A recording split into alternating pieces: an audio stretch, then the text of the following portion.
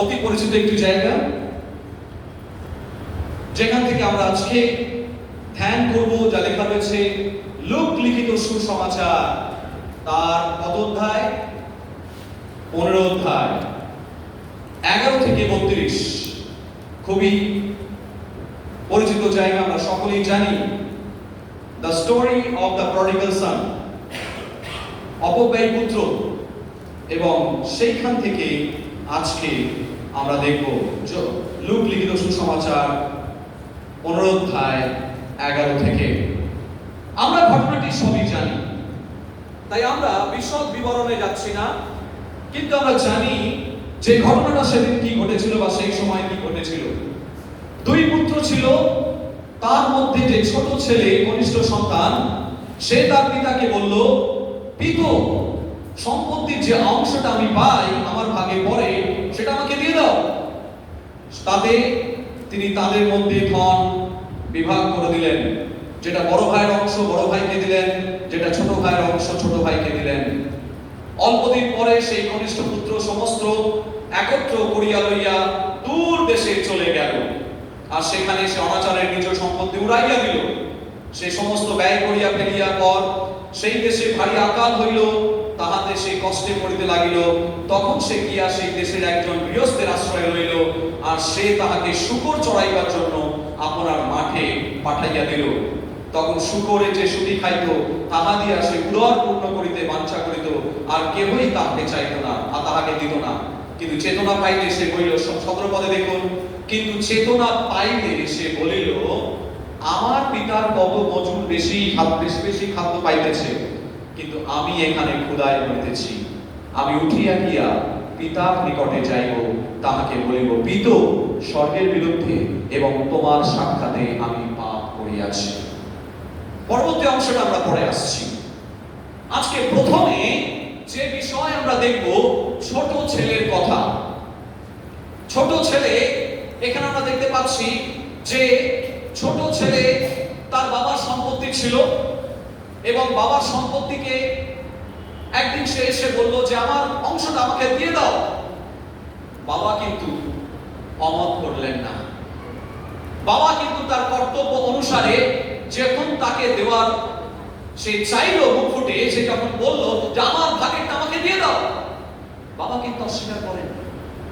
বাবা কিন্তু স্ট্রেট দিয়ে দিলেন, 2 ছেলেকে তার ভাগের অংশ দিয়ে দিলেন।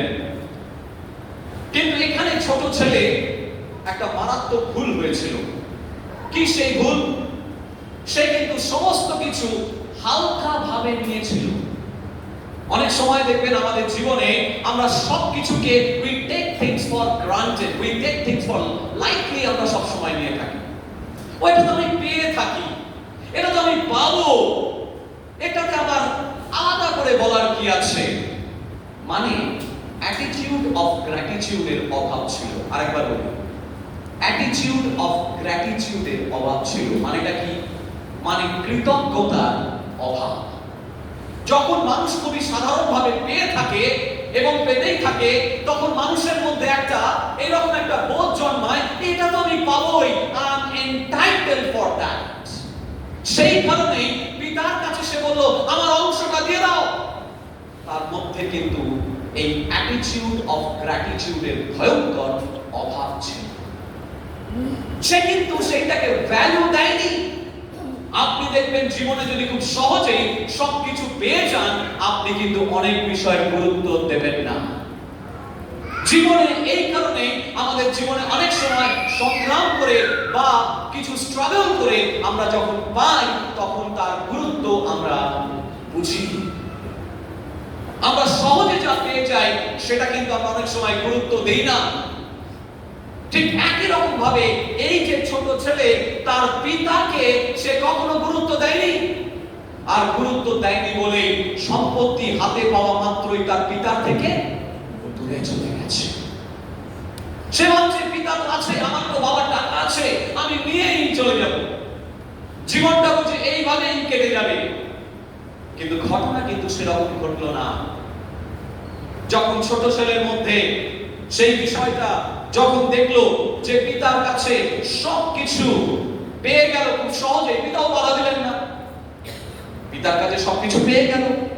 পেয়ে যাওয়ার পরে যখন জগতের মধ্যে চলে গেল, তখন সে ফুর্তিতে সবকিছুকে ওড়াতে লাগলো, কারণ সে স্ট্রাগল করে সেটা পায়নি, কষ্ট করে তাকে সেটা পেতে হয়নি, প্রতি মুহূর্ত তার জন্য ঘাম ঝরাতে হয়নি, সে খুব সহজলভ্য। এবং that's where we take things for granted. আমরা অনেক সময় সেগুলোকে হালকা ভাবে নিয়ে নিই। সেইখানে সে করলো ভুল, যখন সমস্ত কিছু আকাল করলো, সব হাত থেকে ইজিলি খরচা করে দিল।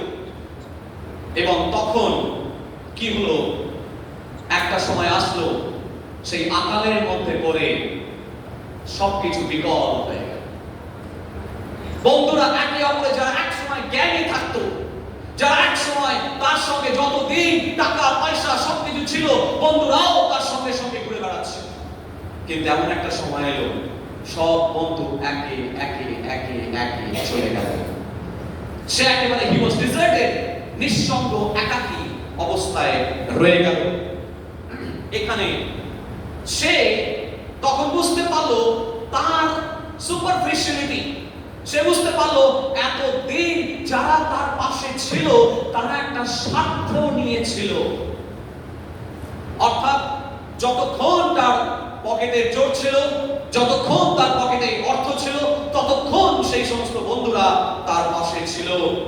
কিন্তু যে মুহূর্তে সেই বন্ধুরা দেখলো এর কাছে আর কিছু পাওয়া যাবে না, তখন একে একে সবাই বিদায় নিয়েছিল। আজকে প্রিয় ভাই বোন, আমরা যখন দেখি সে একটা বিরাট বড়তর সমস্যার মধ্যে পড়েছে। বড়তর সমস্যার মধ্যে এই জন্যই পড়েছে কারণ সে পিতার প্রেমটাকে হালকা ভাবে দেখেছিল, পিতার সম্পত্তিকে হালকা ভাবে দেখেছিল। আমরা অনেক সময় আমাদের ব্যক্তিগত জীবনে আমাদের বাবা মার ভালোবাসাটাকে হালকা ভাবে দেখি। অনেক সময় বলে দাঁত থাকতে দাঁতের মর্ম বুঝি না। যতক্ষণ পিতামাতারা জগতের মধ্যে থাকে তার গুরুত্ব আমরা বুঝি না, তার গুরুত্ব কথাও মেনে চলি না। আমরা অনেক সময় তাদেরকে এড়িয়ে চলি, আমরা অনেক সময় তাদের সঙ্গে তর্ক করি এবং তাদেরকে অবহেলা করি। কিন্তু পৃথিবী থেকে যখন তারা চলে যায়, তার অভাবটা আমরা হারে হারে বুঝতে পারি। আমরা অনেক সময় ঘটনাগুলোকে খুব হালকা ভাবে দেখি। We take things for granted. শুধু তাই নয়, আমাদের জীবনে শুধু পিতা মাতা নয়, আমাদের জীবনে অনেক কিছুই আমরা হালকা ভাবে নিয়ে নিই। আমরা ভাবি এটা তো এরকমই হবে, এটা তো এরকমই চলবে, এটা তো এরকমই হওয়া উচিত। কিন্তু ভাবি না সেইটা ক্ষেত্রে কতটা ঘাম ঝরাতে হয়। যে একজন ব্যক্তি, আপনার পিতা বা মাতা হয়তো একটা বাড়ি তৈরি করেছে, আপনি জানেন না সেই বাড়ি তৈরি করতে গিয়ে কতটা ঘাম ঝরাতে হয়েছে, কত বার্গেন করতে হয়েছে, কত দরদস্তুর করতে হয়েছে, কতবার ছোটাছুটি করতে হয়েছে, কত সমস্যায় পড়তে হয়েছে, কত সমস্ত বিভিন্ন পেপারস, লিগ্যাল পেপারস বার করতে হয়েছে, কত কষ্ট করে একটা বাড়ি হয়তো তৈরি করেছেন আপনার পিতা। কিন্তু আজকে সেই বাড়ির মধ্যে জন্মে, বাড়ির মধ্যে থেকে আপনি বলছেন না না না এইটাতে এরকম হওয়া উচিত না, এইটাকে ভেঙে ওইটা করতে হবে, ওইটাকে ভেঙে ওইটা করতে হবে, না না এটা আউটডেটেড, এই স্টাইলটা এখন চলে না। আপনি তো বাড়িটা তৈরি করেন, আমি বা আপনি বুঝবো কি যে সেটা করতে কতটা প্রয়োজন হয়েছে, কিভাবে নিজের হয়তো খাবার না খেয়ে সেই অর্থ জমিয়ে জমিয়ে কেউ একটা বাড়ি তৈরি করেছে। হয়তো বিশাল নয়, হয়তো ছোট, হয়তো 2 কামরার একটি ঘর কি 3 কামরার একটি ঘর, আমরা অনেক সময় খুব হালকা ভাবে নিয়ে নিই। আমরা ধন্যবাদ দিই না যে প্রভু তুমি এই ঘরটিকে দিয়েছো, তোমায় ধন্যবাদ দিই। আমাদের ছিল না, তোমায় ধন্যবাদ দিই। প্রত্যেকটা জিনিসকে আপনি গুরুত্ব সহকারে নেবেন এবং ধন্যবাদ সহকারে নেবেন। বলুন আমিন। ভেবে দেখুন এই প্লেনটির কথা। তারা সকলে আনন্দ করে যাচ্ছিল, কিন্তু তারা ভাবতেও পারেনি কিছুক্ষণের মধ্যেই তাদের জীবনটা শেষ হয়ে যাবে। কেউ ভাবেনি কখনকার ডাক আসবে কেউ জানে না। কিন্তু মনে রাখবেন প্রিয় ভাই বোন, যতক্ষণ আপনি পৃথিবীতে বেঁচে আছেন, আপনি প্রত্যেকটা জিনিসকে জন্য ঈশ্বরকে ধন্যবাদ দিন। আপনি ধন্যবাদ দিন যে আপনি হসপিটালে ভর্তি নন,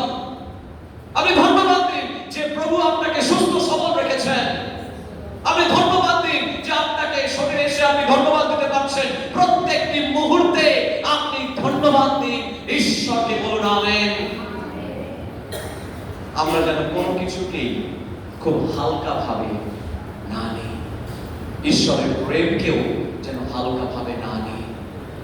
ঈশ্বরকে ধন্যবাদ দিন এই মণ্ডলী বিল্ডিং এর জন্য। অনেক জায়গায় মণ্ডলী নেই, ভাড়া ঘরে মণ্ডলী হয়, অনেক জায়গায় শিফটিং মণ্ডলী, আপনি জানেন না, হয়তো অনেকেই দেখেন শিফটিং মণ্ডলী। একটা লাইব্রেরি হতো, লাইব্রেরির মধ্যে একটা মণ্ডলী হচ্ছে, কিছুক্ষণ পরে আবার সবকিছু সরিয়ে নিয়ে চলে যাও, আবার অন্য কিছু হবে। কোন জায়গায় বিয়ে বাড়ি বাঁধা যায়, সেইখানে মণ্ডলী হচ্ছে, সেখানে মণ্ডলী হলো, আবার একটা হিন্দু বিয়ে হয়ে গেল, আবার একটা অন্য একটা অনুষ্ঠান হয়ে গেল, আবার একটা, সবই কিছু হচ্ছে, পার্মানেন্ট মণ্ডলী নেই। আপনাকে আপনার ধন্যবাদ দিয়েছেন, প্রভুকে ধন্যবাদ দিই যে প্রভু তুমি আমাদের একটা পার্মানেন্ট মণ্ডলী দিয়েছো। ঈশ্বরকে ধন্যবাদ দিই। অনেক চার্চে পালক নেই, আপনারা জানেন না? জানুন, অনেক চার্চে পালক নেই। সিএনআই মণ্ডলী একটা পালক, 4টে চার্চ, একজন পালক, 4টে চার্চ, এক সপ্তাহে এই চার্চ, এক সপ্তাহে ওই চার্চ, এক সপ্তাহ ওই চার্চ, মাসে 4টে চার্চ, প্রত্যেকটা গড়ে প্রত্যেকটা চার্চ কদিন করে পাচ্ছে? একদিন। মণ্ডলী চালায় কারা? বিশ্বাসী। কিন্তু ঈশ্বরকে ধন্যবাদ দিন যে আপনাদের মণ্ডলীর পালক ঈশ্বর দিয়েছেন। Don't take things lightly. ঈশ্বর তিনি আমাদেরকে আশীর্বাদ করতে চান। 2 নম্বর, এই ব্যক্তি যে ছোট ছেলে আরেকটা জিনিস, প্রথমত সে খুব হালকা ভাবে নিয়েছিল। সুতরাং আমাদের জীবনেও কোনো কিছুকে যেন হালকা ভাবে না নিই, আমাদের পয়েন্ট অফ লার্নিং, আমাদের শিক্ষণীয় বিষয়। দ্বিতীয়ত 17 পদ দেখুন সেখানে কি লেখা রয়েছে। 17 পদটা একটু পড়ুন, লুক 15-17 দেখুন সেখানে কি লেখা রয়েছে। চেতনা পাইলে সে বলিল, আমার পিতার কত মজুর বেশি বেশি খাদ্য পাইতেছে, কিন্তু আমি এখানে ক্ষুধায় মরিতেছি। চেতনা পাইলে পর, কথাটা লক্ষ্য করুন, যদি আন্ডারলাইন করে রাখতে চান আন্ডারলাইন করে রাখুন। ঈশ্বরের বাক্য বলছে যত ঈশ্বর আমাদেরকে এমন একটা পরিস্থিতির মধ্যে নিয়ে যান যেখানে আমরা চেতনা লাভ করতে পারি বলি আমি। এখানে একটা উদাহরণ, এই প্রডিগাল সন হচ্ছে একটা উদাহরণ। প্রভু যিশু শিক্ষা দিচ্ছেন তার শিষ্যদের। তিনি কি শিক্ষা দিচ্ছেন? যে পিতার গভীরতা, প্রেমের গভীরতার বিষয়ে শিক্ষা দিচ্ছেন। তিনি কিন্তু তার ছেলেকে আটকাতে পারতেন। কিভাবে আটকাতে পারতেন? তাকে সম্পত্তি না দিলেই সে আটকে যেত, কিন্তু তিনি কিন্তু তা করেননি। তিনি চেয়েছেন সে নিজে থেকে জোর করে, সে যদি তখন না দিতেন, সে জোর করে তাকে বেঁধে রাখা হতো, তার হৃদয় থেকে তিনি তাকে পেতেন না, কিন্তু তাকে তিনি ছেড়ে দিলেন। তিনি বলেন, যাও মুক্ত বিহঙ্গমের মতো ওড়ো, দুনিয়াটা দেখে এসো কত সুন্দর। সে যখন পুরো দুনিয়া ঘুরে এলো তখন সে চেতনা লাভ করলো 17 পদে এবং বলল যে আমার পিতার ঘরে কত আমার যারা চাকর বাকর তারা ভারত খেতে পায়, আমি এখানে শুয়োরের শুটি খাচ্ছি। সেই দিন তার চেতনা লাভ হলো। ঈশ্বর বলছেন যতক্ষণ তিনি চেতনা না দেন তিনি কিন্তু কাছে ডাকেন না, বলুন আমেন। সুপারফিশিয়াল আন্ডারস্ট্যান্ডিং নিয়ে কখনো ঈশ্বরের কাছে আসা যায় না। কতগুলো ভারী ভারী শব্দ বলে দিলে ঈশ্বরের কাছে আসা যায় না। ঈশ্বরের কাছে আসতে গেলে প্রকৃত চেতনা চাই। সেই চেতনা আগে সেই পুত্রকে তিনি দিলেন, 17 পদে তাকে চেতনা দিলেন। সেই চেতনা তাকে, তার মধ্যে একটা ভ্রম ছিল, তার মধ্যে একটা মিসআন্ডারস্ট্যান্ডিং ছিল, তার মধ্যে একটা ইলিউশন ছিল, বা সে একটা ভ্রমের মধ্যে ছিল, সে একটা ভুল ধারণার মধ্যে ছিল। আন্ডার আ ব্যাড ইমপ্রেশন তার মধ্যে একটা ভুল ধারণা তৈরি হয়েছিল। যেদিন রিয়ালিটি, বাস্তব তাকে ধাক্কা মারলো, সেই ঘুম থেকে যেন উঠে পড়লো। সে বুঝতে পারলো প্রকৃত ব্লেসিং পিতা ঈশ্বরের কাছ থেকে ছিনিয়ে নেওয়ার মধ্যে নয়, পিতা ঈশ্বরের কাছে নিজেকে সঁপে দেওয়ার মধ্য দিয়ে আসে। কোনো কিছু আপনি ছিনিয়ে নেওয়ার মধ্য দিয়ে আপনি পেতে পারেন না, সেটা আসে পিতার কাছে যখন নিজেকে সঁপে দেবেন, বলো না। যখন আপনি সঁপে দেবেন তখন দেখবেন আশীর্বাদের বাড়িধারা আপনার এবং আমার উপরে উপচে পড়ছে। তাই আজকে সেই সন্তানের মতো, সেই কনিষ্ঠ সন্তানের মতো, কনিষ্ঠ ছেলের মতো, পুত্রের মতো পিতা চাইছেন আমরাও যেন তার বাহুযুগলের মধ্যে ফিরে যাই। কিন্তু চেতনা আমাদের মধ্যে অবশ্যই থাকতে হবে। ঈশ্বর ততক্ষণ তিনি গ্রহণ করবেন না যতক্ষণ না পর্যন্ত আমাদের অন্তরে একটা জেনুইন চেঞ্জ আসছে। জেনুইন চেঞ্জ, দেখানো নয়, হৃদয়ের মধ্যে যেন প্রকৃত পরিবর্তন আসে। আর সেই পরিবর্তন ঈশ্বর দেখতে চাইছেন আমাদের মধ্যে। এই পিতৃ দিবসে, এই ফাদার্স ডেতে আজকে সেই পিতার কাছেই আমরা ফিরে যাব। যদি আপনার পিতাকে আপনি অবজ্ঞা করে থাকেন, অবহেলা করে থাকেন, পিতা ঈশ্বরের কাছে যেমন আপনি ফিরে যাবেন, তেমনি আপনার জাগতিক পিতার কাছেও আপনি ক্ষমা চাইবেন। ঈশ্বর আশীর্বাদ করুন। এটা গেল কনিষ্ঠ সন্তানের কথা। এবার জ্যেষ্ঠ সন্তানের কাছ থেকে কয়েকটি পয়েন্ট আমরা দেখে নেব। প্রথমত, জ্যেষ্ঠ সন্তানের বিষয়ে আমরা কি জানি? এতক্ষণ জ্যেষ্ঠ সন্তান বাড়িতে ছিল না, মানে কনিষ্ঠ সন্তান ফিরে আসলো, ছোট ছেলে ফিরে আসলো বাড়িতে, এবং বাবা তো খুবই আনন্দ এবং বলছে সে মরে গিয়েছিল, এইবার সে বেঁচেছে, তার সঠিক পরিবর্তন হয়েছে, মানে বাস্তব তাকে সঠিক শিক্ষাটা দিয়েছে। এতক্ষণ জীবনে সে বেঁচে ছিল না, সে মরে গিয়েছিল, এখন আমার কাছে ফিরে এসেছে। পিতার আনন্দ মনে ধরে না, আর সেই আনন্দে গরু বাছুর যা ছিল সব কাটাকাটি শুরু করেছে, সমস্ত ছাগল কাটাকাটি শুরু করেছে, এবং তার সাথে সাথে সমস্ত নতুন বস্ত্র তাকে পরিয়ে দেওয়া হয়েছে, হাতের আংটিটা খুলেও তাকে পরিয়ে দেওয়া হয়েছে। এতক্ষণ বড় ছেলে ছিল না, এইবার বড় ছেলে বাড়িতে। যেই শুনেছে ছোট ছেলের জন্য এত কিছু করা হয়েছে, তার মধ্যে রেগে গেল। সে বলল, হ্যাঁ পিতা, যে চলে গেছিল, যে তোমার সম্পত্তি নষ্ট নয় ছয় করলো, তাকে তুমি আবার ডেকে দিচ্ছ, তাকে তুমি আবার সম্পত্তি দিচ্ছ, তাকে তুমি আবার এইসব করছো কেন? এটা হচ্ছে সেলফ রাইচাসনেস। বেথেল মণ্ডলী যার গান আছে শুনুক, ঈশ্বরের আত্মা মণ্ডলীগণকে কি কহিতেছে। কখনোই যেন সেলফ রাইচাসনেস মানে আত্মিকতা, মানে সেলফ স্পিরিচুয়ালিটি, আমি আত্মায় থাকবো, আপনি হয়তো মুখে বলছেন না, মনে মনে ভাবছেন। Be careful.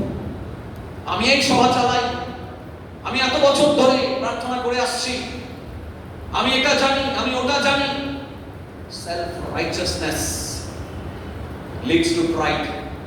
R when pride creeps in, যখন আমাদের অন্তরে প্রাইড চলে আসে, এটাকে আমরা বলি স্যাটানিক স্ট্র্যাটেজি। ঠিক কি হয়েছিল এদন বাগানে? মনোযোগ দিয়ে শুনবেন। এদন বাগানে কি হয়েছিল?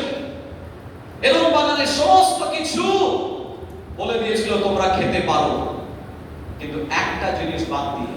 কি সেটা? শত শত জ্ঞানদায়ক বৃক্ষের ফল। সব কিছু খেতে পারো, তোমার সব কিছুর স্বাধীনতা আছে, সব কিছু খেতে পারো, কিন্তু শত শত জ্ঞানদায়ক বৃক্ষের ফল খাবে না। যেদিন খাবে সেই দিনই মরিবে। শয়তান আসলো, শয়তানকে যখন বলল না এটা খেতে বারণ করেছে, শুধু তাই নয় ছুটেও বারণ করেছে, তখন চার পদে বলছে না, কখনোই তুমি মরবে না, স্তব বাক্যে বোলাচ্ছে। এবং আমরাও শয়তানের অনেক সময় স্তব বাক্যে ভুলে যাই। শয়তান আমাদের মনের মধ্যে